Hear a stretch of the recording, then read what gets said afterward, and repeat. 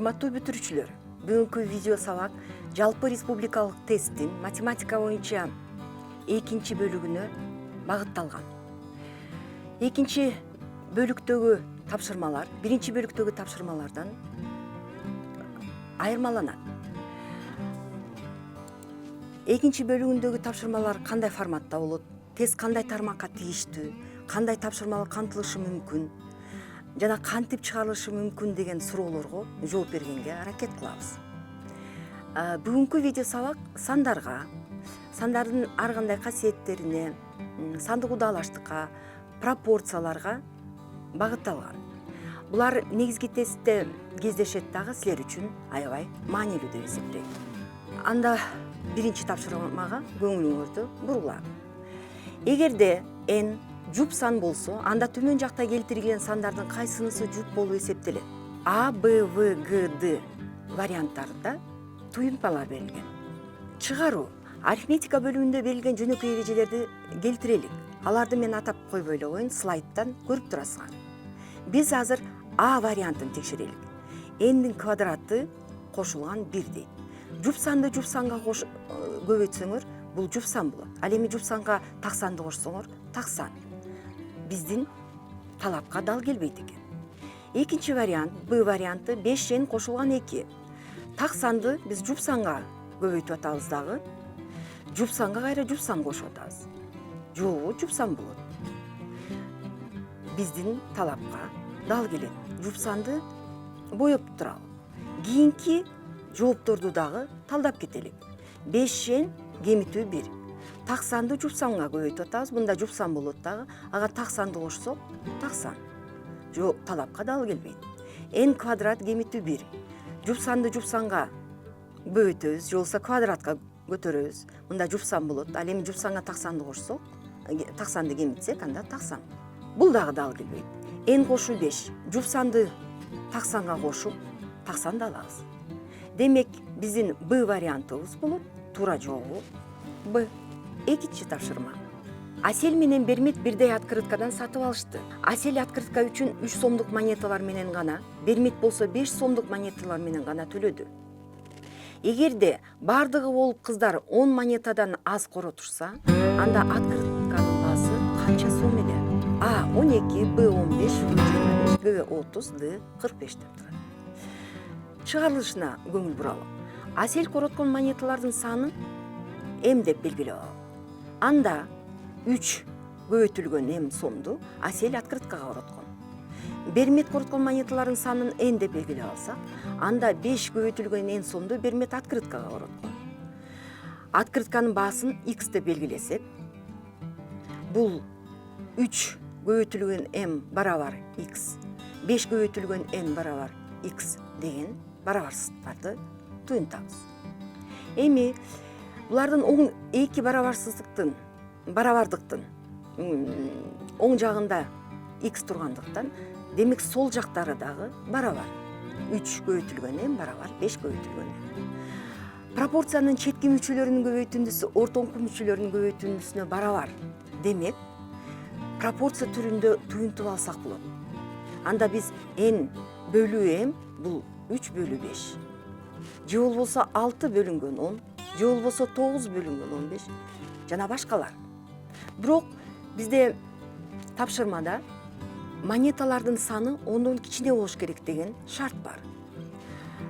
Ушул сандардын алым менен бөлүмүн кошкондо биринчи гана бөлчөктүн дал келет. 3 плюс 5, 3 кошуу 5 бул 10дон кичине. Демек, 3'тү 5ке көбөйтсөк 15, же болбосо 5'тү 3ке көбөйтсөк 15 болот. Туура жообу Б. Үчүнчү тапшырма. Эгер А, Б жана С удалаш бүтүн сандар жана Б Адан кичине, Сдан чоң болсо, анда Б менен С'нын айырмасы бөлүнгөн С менен Анын айырмасына канчага барабар? Жана 5 жооптун 5 варианты турат. Чыгаруу. Б менен С'нын маанисин, Б менен С'нын кемитүүдөгү маанисин табалы. Б жана С сандары удаалаш болгондуктан, андан тышкары Б С'дан чоң болгондуктан, биз Б менен С'нын айырмасын 1ге барабар деп атайбыз. Ал эми А менен С'нын ортосунда Б саны бар жана С Адан кичине.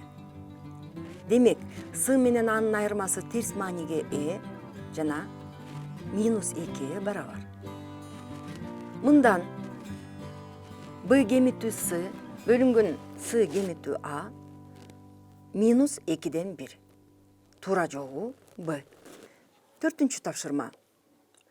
Төмөндө берилген тамыр алдында 15, 3 көбөйтүлгөн тамыр алдында 2 жана 4 сандык удалаштыктын кайсынысы өсүү тартибинде жайгашкан? 5 жооптун варианты. Чыгаруу. Биз ушул сан удалаштыктагы сандарды тамыр алдына келтирип алалы. 15 сан өз тамыр алдында турат. Тамыр алдында 15 деп. Ал эми 3 тамыр алдында 2-ни 3-тү квадраты менен тамырдын алдына киргизсек, анда тамыр алдында 18 деп билебиз. 4-тү тамыр алдына квадраты менен киргизип, тамыр алдында 16 деп. Өсүү тартибинде жайгаштырсак, тамыр алдында 15, тамыр алдында 16, тамыр алдында 18. Бул тамыр алдында 15, 4 жана 3 көбөйтүлгөн тамыр алдында 2 саны удалаштыгына дал келет. Демек туура жообу Б. 5-инчи тапшырма. R, S, T бүтүн оң сандар. Эгер R, S, T катыштары 5, 6, 7-нин катыштарындай болсо, анда R кошулган жана R кошулган S кемитүү T 8-ге барабар болсо, R'ди тапкыла. Чыгаруу. Катыштардын аныктамасынан биз төмөндөгүнү билебиз. А менен Б'нын катышы M менен N'нин катышына барабар болсо, анда A'ны mx, B'ны nx деп туюнтуп алсак болот. X 0-гө барабар эмес. Демек биздин учурда R 5x, S 6x, T 3x деп туюнтуп алабыз. Булардын R кошу S кемитүү T барабар 8-ге койсо, анда төмөндөгүдөй теңдеме алабыз. 5x кошу 6x кемитүү 7x барабар 8. Мындан x 2-ге барабар. 2-ни өйдөгүдө берилген барабардыкка коюп, R'ди тапсак болот. 5-ти көбөйткөн 2 барабар 10. Туура жообу Д. Кийинки тапшырма. Эгер m грамм момпо суу үчүн n сом төлөнсө, анда 1 килограмм момпо суу канча турарын төмөнкү туюнтмалардын кайсынысы боюнча эсептесе болот? 5 варианттар турат. Чыгаруу. m грамм n сом турса, анда 1 граммын туюнтуп алалы. 1 граммды n бөлүнгөн m деген формула менен тапсак болот. Же болбосо n бөлүнгөн m сом турат. 1 килограммга 1000 грамм бар, билесиңер балдар. Ал эми 1000 грамм канча турарын, бул n бөлүнгөн mди 1000ге көбөйтөбүз. Туура жообу А. Көңүл бурганыңызга чоң рахмат.